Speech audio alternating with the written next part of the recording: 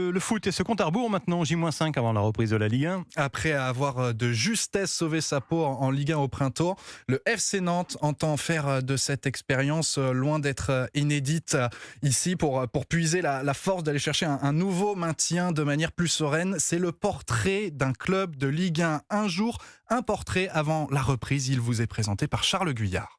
Bonjour à tous, déjà je suis content de vous retrouver pour cette nouvelle saison. La rentrée des classes est parfaitement passée, sous un beau soleil. Le beau soleil qui accompagnait en effet les Canaries pour leur reprise le 6 juillet s'est légèrement éclipsé par la suite et pas uniquement en raison d'une météo exécrable ou du décès cet été de Robert Budzinski, figure emblématique de l'institution.